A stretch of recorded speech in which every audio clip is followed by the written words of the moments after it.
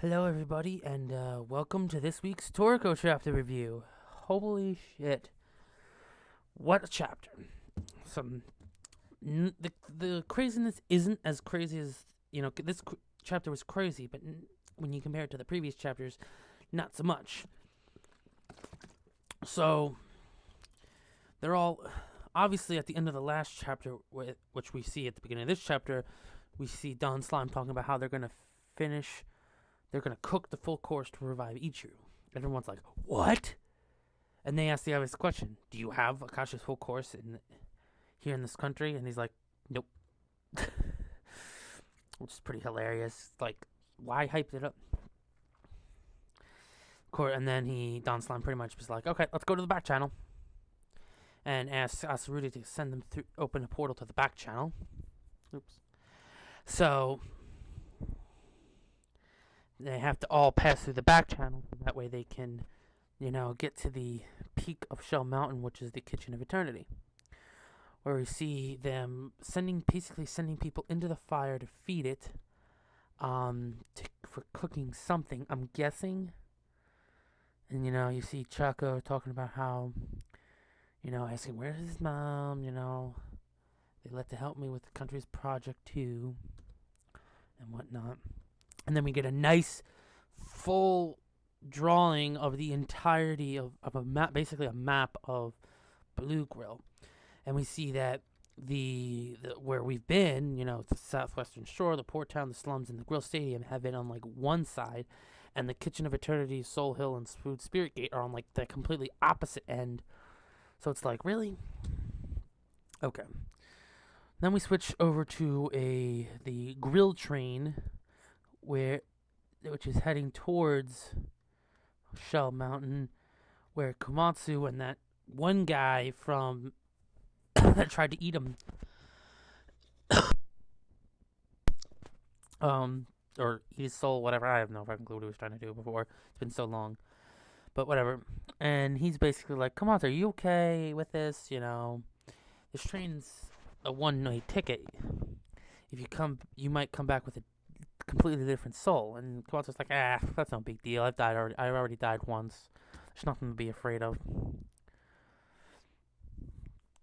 And the guy's like, well, death isn't hardly the most frightening thing in this world. I mean, just take a look at that bar on that island.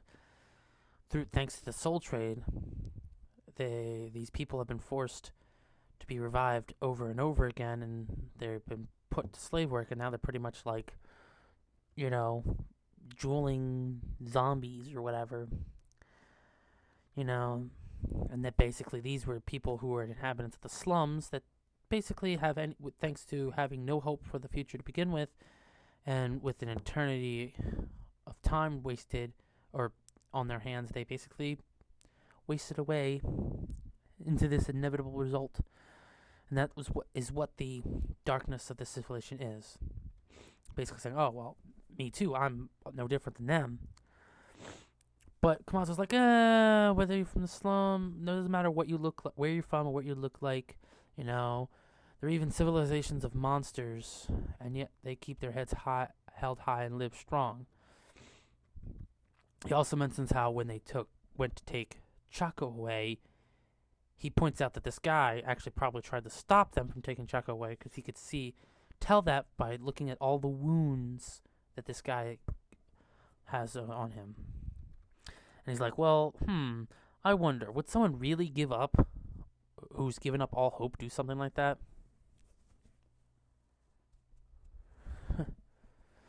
And he's like, well, I'm sure the darkness and the problems of that shadow over this country must lay somewhere else. And Komatsu's like, suddenly gets excited, saying like, well, from what you told me, I'm sure it's got to be that this country's project is the revival and cooking of Akasha's full course. And he's like, well, it's impossible to believe, almost impossible to believe that something could be happening in Area 6. And that way, maybe we could just fulfill all our goals right here. And we go over to the Kitchen of Eternity, where we see this octopus-looking squid lady, who's apparently named Miru, the executive chef of Blue Grill. And she's it has this whole thing where she calls everything gross and nasty, and apparently it's from what her dialogue states, it sounds like they are actually trying to revive the full course in area the ingredients of the full course in area 6, and apparently she needs the help of the 510 shells. And she basically talks saying, oh wow, this must be Don Slime's idea of a good time. And basically says, oh, well, gotta keep on adding more fertilizer. And says, and I quote, this god meat, it's demanding more life force, more flavor. So does that mean that what she's currently working on in that pot is God? Which would be interesting. So then we see Chaka is about to walk into these flames and get stopped by one of the 10 shells. The one that I think might have whose body I think is that of his mother. Who knows? And everyone's like, oh my god, we got trouble. The food spirits are coming this way. Or actually, no. The woman that stops Chaka isn't one of the 10 shells because they don't get there until after the friggin' Gourmet Demons start coming out. And they're just like insanely monstrous, and they're like, look like they're about to kill some people. But the next thing you know, this portal opens, and it's referred to as the back channel warp road. And Don Slime just comes out along with all the others, and he just basically tells them to pipe down. And they all get, apparently, I guess, he either attacks them or they just get so scared of him that they all disintegrate. And they're like, oh, something must be going on. They didn't break through the gate to come back to life, but possibly to run away from something. And Don Slime's like, maybe old Moon just ate something strange. Or probably, most likely, what my theory is that, Neo has gone. This is at the time when Neo went into the back channel, because it's, these past couple chapters, it's hard to really tell how the certain events have related to one another. And they're like, they finally have stand before this soul gate, and they almost feel like the chefs feel almost driven to go there. But first, they have a bunch of questions about what's going on in the country and what their goal is. And they want to discuss it all. And we see this picture of what looks to be Ichiru's body. Like, okay, Ichiru's body is here, maybe. And then we see Komatsu getting off the train. And it's like, oh, finally, I made it. The crash's full course is just ahead. And then he stops because there's this mysterious woman that has appeared in front of him. And it's like, well, who is this woman? And then we get this little thing that says, Komatsu reaches the very center of Area 6. Next chapter, that darkness comes to light. Now, the main issue that everyone's freaking out over is the alternate translations. Because I've read it on pretty much on Batoto, Kiss Manga, Manga Panda. Their translations state that little last thing that says Komatsu reaches the very center of Area 6. Next chapter, that darkness comes to light. They read it as something completely different, or similar, but so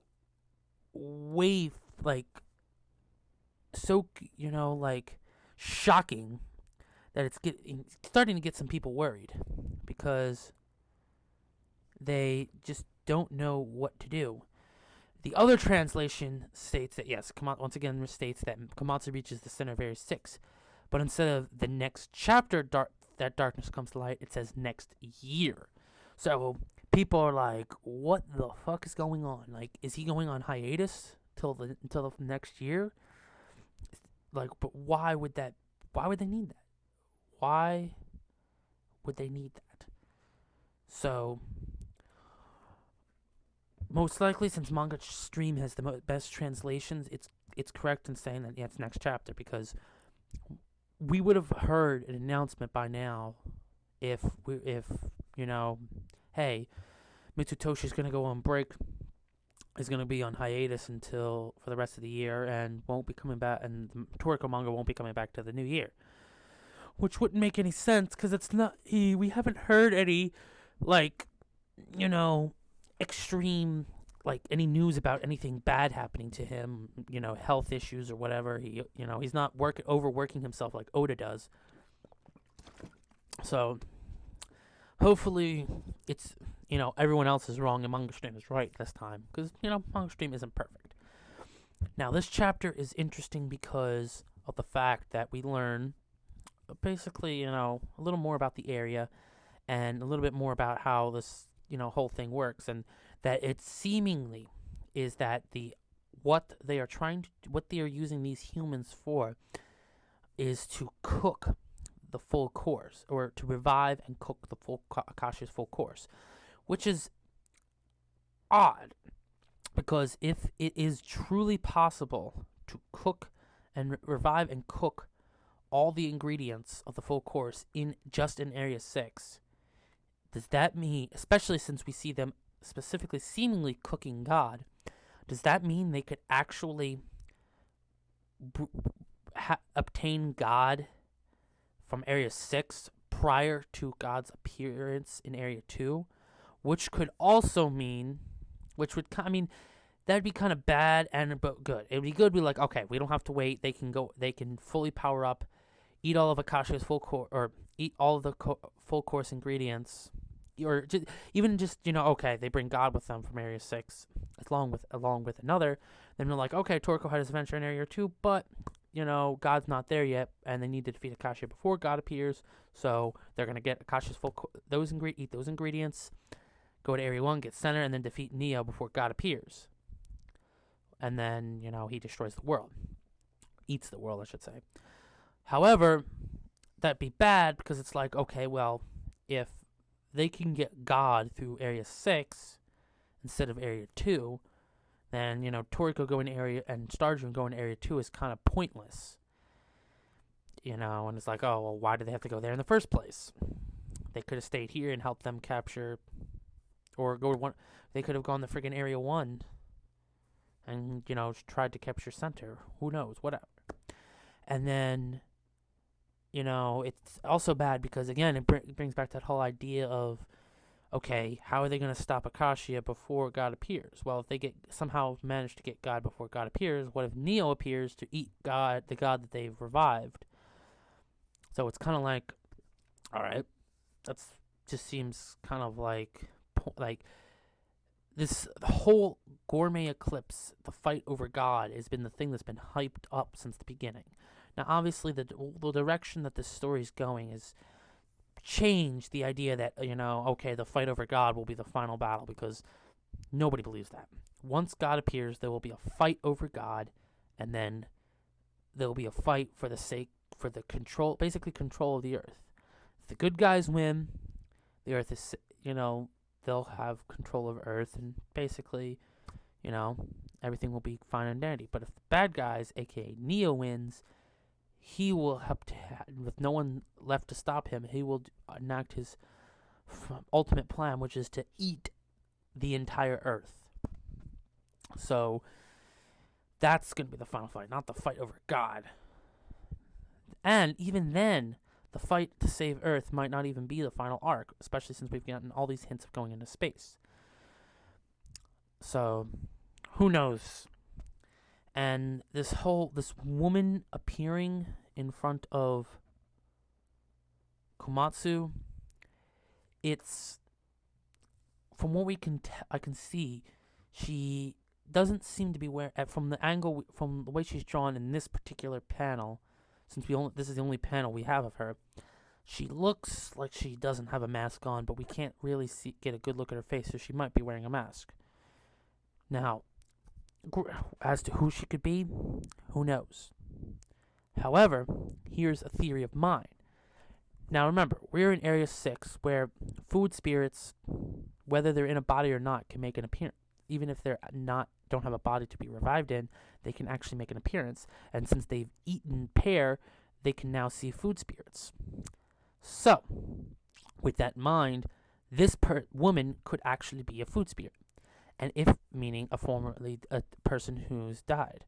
And if that's the case, based on her design, it's very possible that that could be Froze, the real Froze, or it could just be some random woman, possibly the mother of Choza. But that if that is Froze, like, cause I mean her normal look, Froze's normal look was, not was doesn't it looks a little it looks different than um what uh she normally looked like.